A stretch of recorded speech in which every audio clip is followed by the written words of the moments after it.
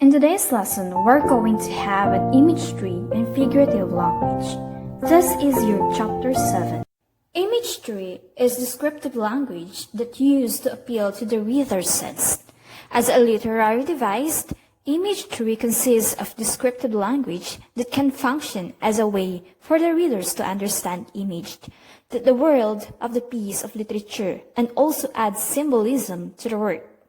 It draws on the 5 senses, namely the details of taste, touch, sensed, smell, and sound. Image tree can also be pertain to details about movement. Using image tree helps the reader to develop a more fully realized understanding of the imagery world that the author has been created. Let's proceed to the different types of image tree. The first one, we have here the visual image tree. This is the most obvious and typical form of image tree.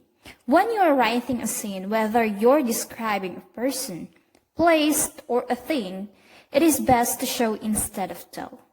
That means using a vivid image tree and sensory details to make your reader see the scene for themselves.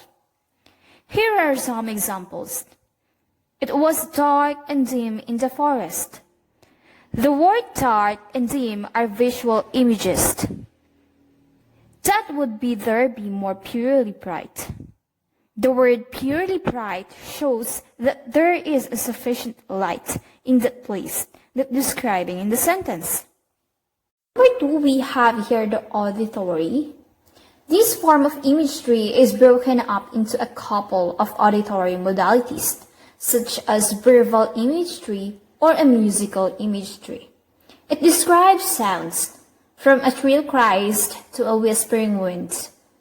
Even the sublist of the sound can help set the scene and place reader right in the middle of the action.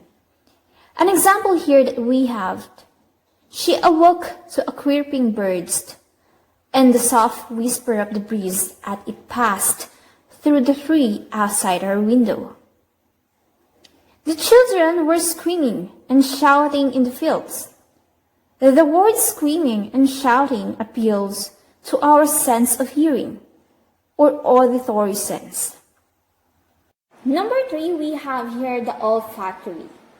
Imagery pertains to odors, aromas, scents, or the sense of smell. These appeal to our sense of smell. So don't underestimate what the power of a good aromatic descriptions can do. Science tells us that smell is one of our strongest links to the past. So if you're writing a scenes about food, for example, be sure to use descriptive words that will have your reader's mouth watering. An example that we have here is that the sweet aroma of freshly baked chocolate chips cookies wafted from the kitchen to the living room, causing Greg's stomach tremble. So it describes the freshly baked chocolate as a sweet aroma. Another one, the stench of the rotten garbage overpowered my nostrils when I opened the bin. In this sentence, the bin was described as a rotten garbage. We have here the gustatory imagery. In particular, it refers to an imagery related to a sense of taste. In other words, which gustatory imagery, the writer describes what is being tasted. Those descriptions should be create pictures in your mind that you make you think about the taste. It is often worked hand in hand with the olfactory imagery. What's you taste without smells after all? And you should appeal to the reader's taste buds. An example that we have here is that as he bite into a juicy burger, a variety of species dance upon his tongue. So it's mainly described here the juicy burger. Another one, a rich, sweet taste of chocolate ran over his taste buds as he chewed and swallowed a whole dessert. So the chocolates here described as a sweet, and the keywords here is the bud or the taste bud. Lastly, we have here the tactile imagery. It describes what we feel or touched. This imagery appeals to our sense of touch, from the softness of the cashmere to the biting cold of the December night. A good tactile imagery helps the reader to feel that they are part of the scene and make the characters' experiences more relatable. Temperature, such as biting cold, humidity, mildness, and the stifling heat. Textures such as rough, rugged, seamless, and smooth.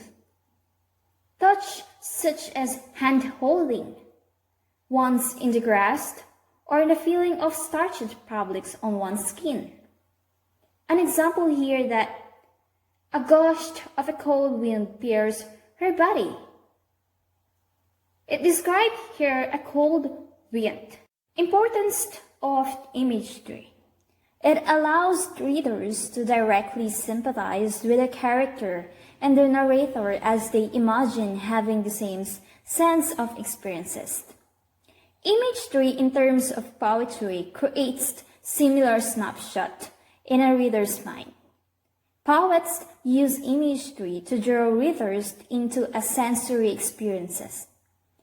Images will often provide us with mental snapshots that appeals to our senses of sight, sounds, taste, touch, and smell. Now let's proceed to the figurative language. The figurative language, such as metaphors, personification, it deviates from the literary meaning of the word for the sake of more interesting writing. It evokes comparison, heightens emphasis, and clarifies a new way of stating ideas or description. The term, figuratively speaking, derives from a figurative language, just as literary speaking means something that actually happened. So if you probably already use the figurative language in your story or a novel, the 12 main types of figurative language are used for different purposes, and understanding their strength that could help you to use each one to its greatest possible effect. We have an examples follow to each explanation. The first one we have here, the simile. It compares two things using the word like or as. Similes are extremely common in everyday language, as well-known figures of speech, and a literary device. Here is an example. The late afternoon sky bloomed in the window for a moment, like a blue honey of Mediterranean. The sky is being compared into a blue honey using the word like. Another, he is riding as fast as a rocket. So he compared the way he rides into the speed of a rocket. Number 2, we have here a metaphor, a figure of speech that makes an explicit, implied, or a hidden comparison between two things that are unrelated, but share with some common characteristic. So in other words, a resemblance of two contradictory or a different objects is made based on a single or some common characteristic. Here's an example. I have the heart of a lion. So he might be comparing his heart into a lion, or might be he describing his heart or the characteristic of his heart into a lion. Number 3, we have here the Synecdoche. It is a figure of speech in which a word or a phrase that refers to a part of something is substituted to stand it for the whole or vice versa. So for example, the phrase all hands on deck is a demand for all the crew to help. Yet the words hands just a part of the crew. It is turned into a whole crew. So another one. As you can see in the picture, it says here that I have 4 mouths to feed at home. So the translation is I have 4 family members to feed at home.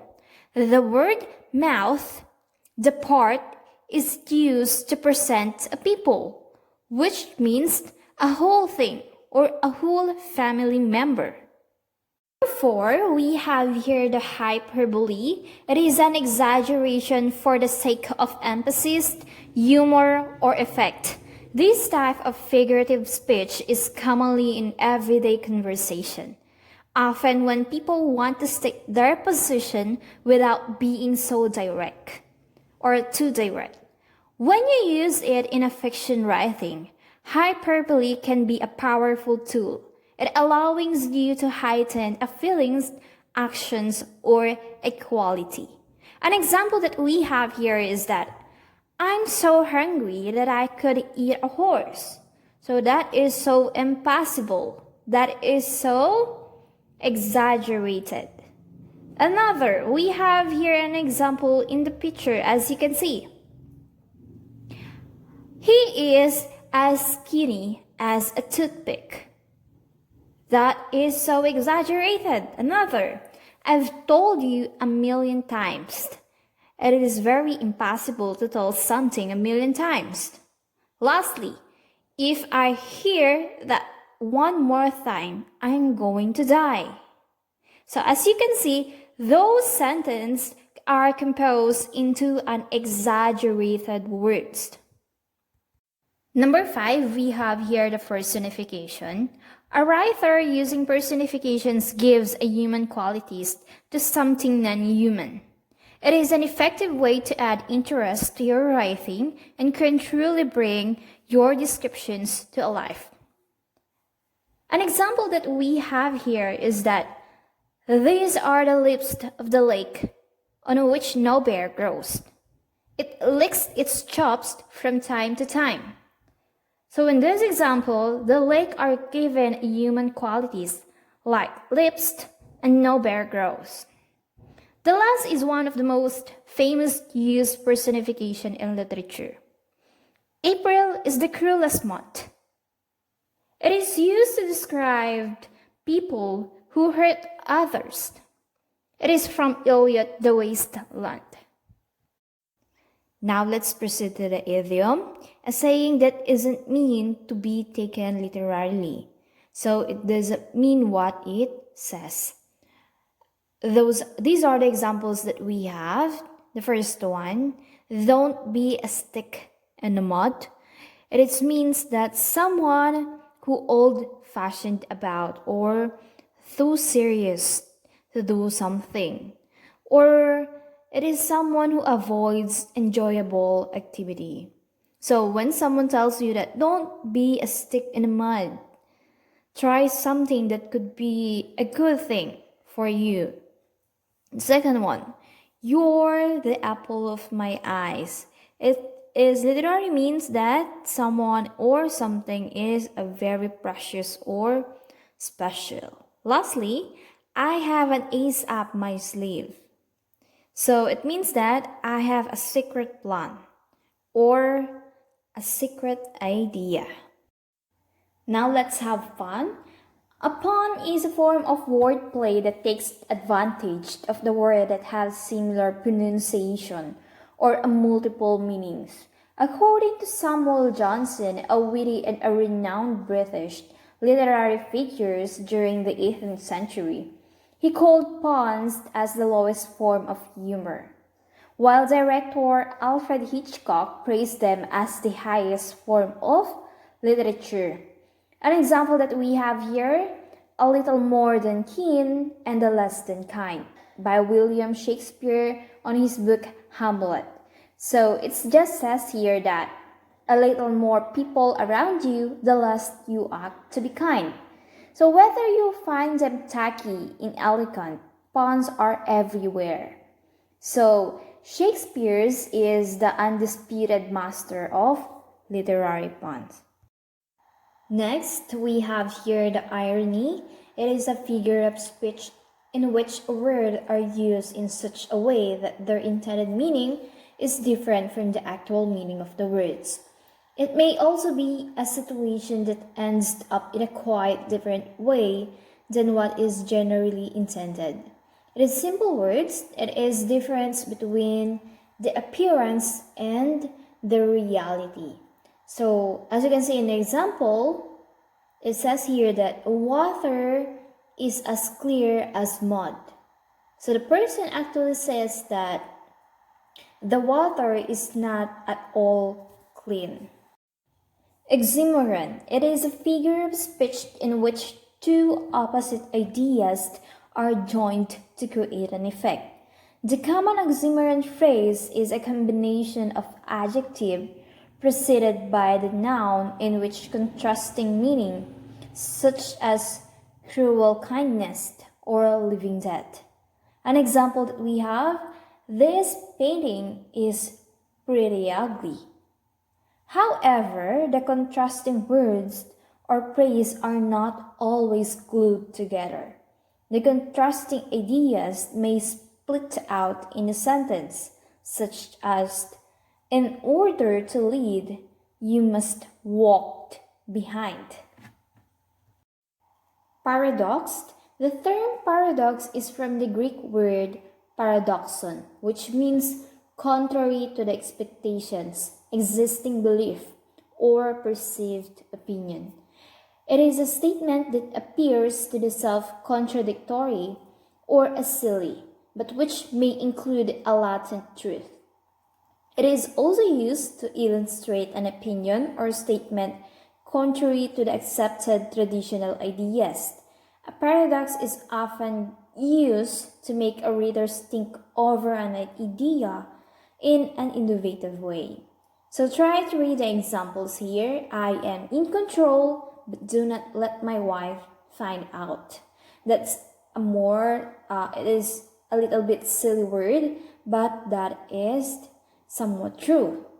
The world is getting so dangerous, so it is not safe for everyone to be alive. So let's take a look into the difference between the oxymoron and the paradox. It is very important to understand the difference between the oxymoron and the paradox. May consist, or a paradox may consist of a sentence or even a group of sentences. An oxymoron, on the other hand, is a combination of two contradictory or opposite words in a short sentence. A paradox seems contradictory to a general truth, but it doesn't contain an implied truth. And an oxymoron, however, may produce a dramatic effect, but does not lack a literary sense.